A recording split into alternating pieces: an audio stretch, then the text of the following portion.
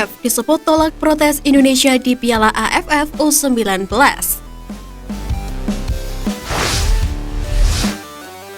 Federasi Sepak Bola Asia Tenggara atau AFF dilaporkan menolak protes Indonesia melalui PSSI soal kontroversi duel antara Thailand U19 dan Vietnam di Piala AFF U19.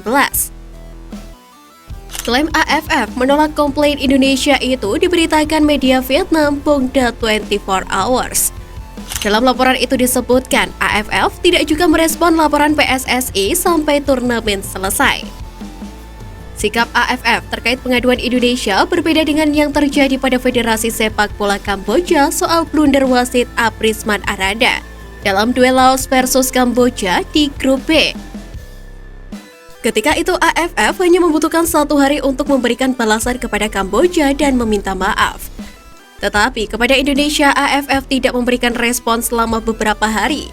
Bahkan sampai turnamen ditutup dengan Malaysia U19 keluar sebagai juara usai menang 2-0 atas Laos.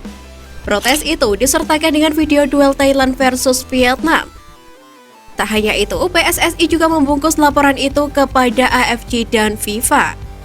Akan tetapi, tidak ada progres dari komplain tersebut.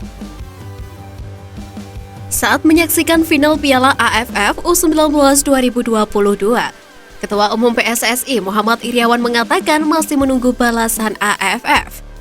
Tak adanya respon dari AFF, PSSI didesak untuk memastikan diri segera keluar dari Federasi Sepak Bola Asia Tenggara tersebut dan bergabung dengan Federasi Sepak Bola Asia Timur.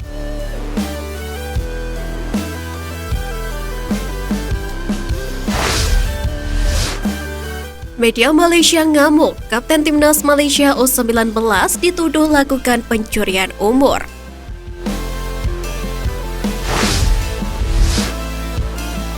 Media Malaysia Makan Bola secara tegas tidak terima ketika Kapten Timnas Malaysia U19 Aisyar Hadi dituduh melakukan pencurian umur.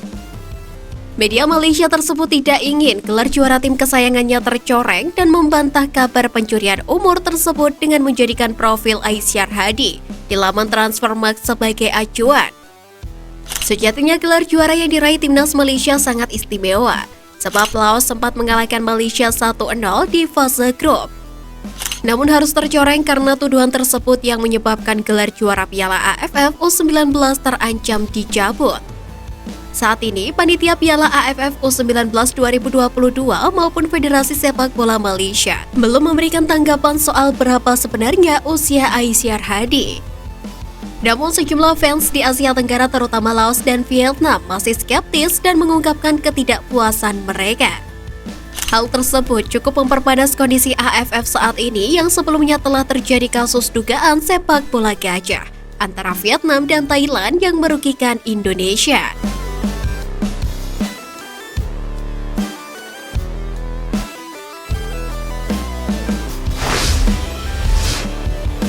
Alasan timnas Indonesia cocok main di AFF.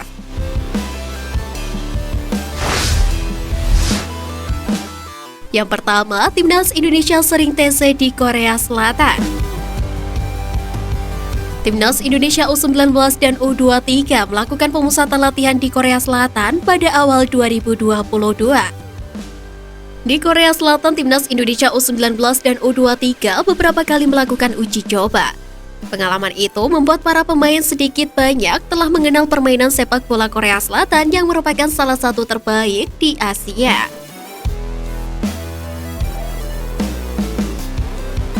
Kedua, timnas Indonesia punya pemain yang berkarir di Asia Timur.